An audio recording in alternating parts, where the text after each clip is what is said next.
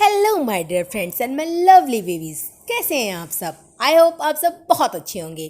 तो आज हम आपके लिए लेकर आए हैं एक मज़ेदार कहानी जिसका टॉपिक है एक चिड़िया और बंदर।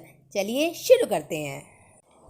एक बार की बात है, जंगल में घने पेड़ पर एक चिड़िया घोंसला बनाकर अपने बच्चों के साथ रहा करती थी। उसका घोंसला बहुत सुंदर व मजबूत था। वह पेड़ की एक मजबूत शाखा पर बना था। इसी पेड़ पर एक मोटा बंदर भी रहता था। उसके रहने का कोई ठिकाना नहीं था। वह कभी किसी शाखा पर सो जाता तो कभी किसी शाखा पर। इसी तरह उसके दिन गुजर रहे थे। एक दिन तेज तूफान के साथ मूसलाधार वर्षा होने लगी। ठंडी हवाएं चलने लगी।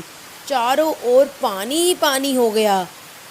इस खराब मौसम में भी चिड़िया घोंसले में अपने बच्चों के साथ सुरक्षित थी, लेकिन बंदर को कोई सुरक्षा वाला स्थान नहीं मिला। वह बारिश में भीगता रहा और ठंड से कांपता रहा। उसे अफसोस हो रहा था और गुस्सा भी आ रहा था कि उसने अपने लिए कोई अच्छा घर क्यों नहीं बनाया।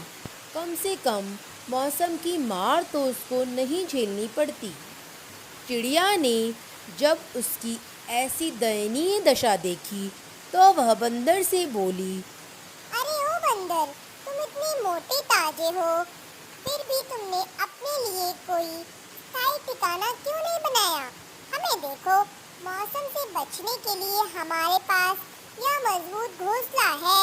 हमारे बच्चे और हम इसमें सुरक्षित हैं, और एक तुम हो जो इतने हट्टे कट्टे होते हुए भी कोई घर नहीं बना पाए। लानत है तुम पर। मौसम की मार झेल रहा बंदर वैसे ही क्रोध में बैठा हुआ था और चिड़िया की बात सुनकर गुस्से में आग बबूला होकर बोला, अरे ओ चिड़िया, मूर्ख चिड़िया, तेरी हिम्मत कैसे हुई मुझे सलाह देने की। मैं क्या करूं क्या नहीं मुझे समझ नहीं आता।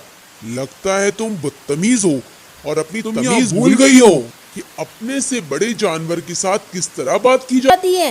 यह कहकर बंदर ने एक शाखा तोड़ी और उसने चिड़िया के घोंसले को तोड़ना शुरू कर दिया। थोड़ी ही देर में घोंसले के तिनके बिखर गए। चिड़िया के बच्चे बेचारे घोंसला टूटने के कारण नीचे गिरकर मर गए, लेकिन चिड़िया किसी तरह अपनी जान बंदर से बचाकर उड़ गई। परंतु वह अपने बच्चों की मौत के साथ बंदर को सलाह देने का बहुत ही दुख मना रही थी। इसके अलावा वह और कर भी क्या सकती थी। बेचारी, उसने तो अच्छी सलाह दी थी, पर बेवकूफ़ को सीख देने का परिणाम तो उसको भुगतना ही था। इस कहानी से हमें यह शिक्षा मिलती है कि सलाह हमेशा उसे देनी चाहिए जो उसके लायक हो। बेवकूफ़ को सलाह देना भी बहुत बड़ी बेवकूफ़ी होती है।